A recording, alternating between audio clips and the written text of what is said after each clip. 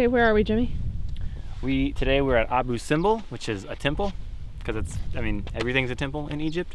We haven't actually seen it yet. It's behind this hill. You'll notice this hill looks very artificial man-made. That's because it is artificial man-made. The original temple would have been down there underwater, but when they built the dam, the high dam at Aswan, it caused this lake to form, man-made lake, which would have completely covered the temple. So they actually took it apart and put it here. It was carved into a mountain, so this is supposed to represent the mountain that it was carved into.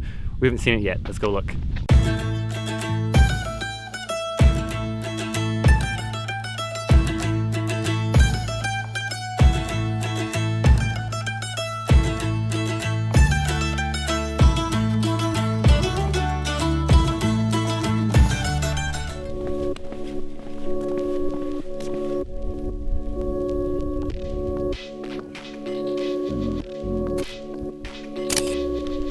Maggie's super excited about that photo.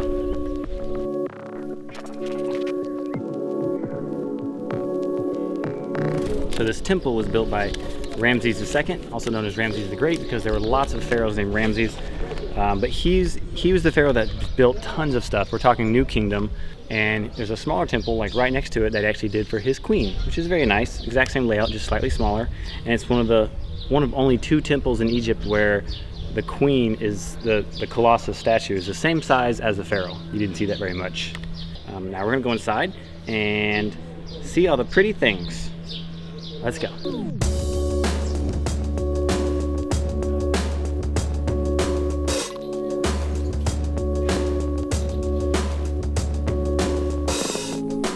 I am slightly experienced in reading hieroglyphs. I'll go ahead and explain to you what's going on here.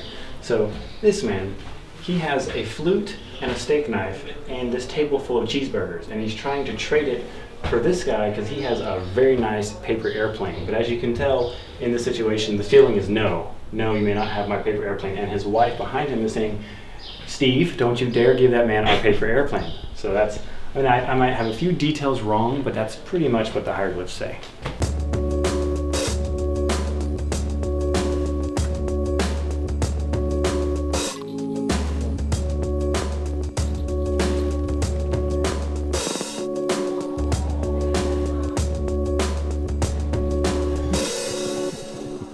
Pretty certain it was around 1200 BC that he built this. I think it took 20 years. More impressive though is that UNESCO had a project in the 60s to move it from where it was farther down, where it was actually carved into a mountain, and moved it up here.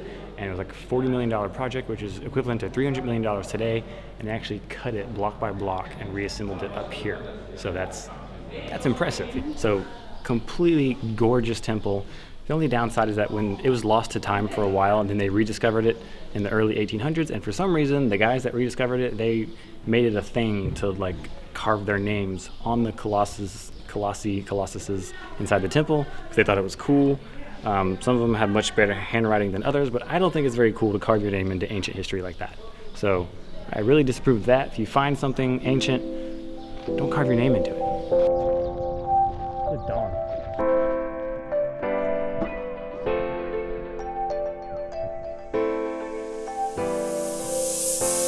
This is Ramses II's Queen's Temple. It's very girly. All of the girls, their hair is done, their cow ears are out, their eye makeup's on fleek. I don't know if that's how you say it, but and it just is, it's more feminine in here. That's how I feel.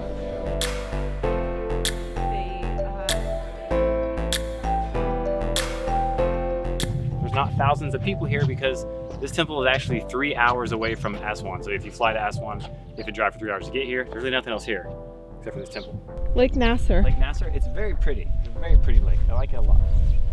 And the weather is beautiful. There's like a nice breeze. It's not hot, it's not cold.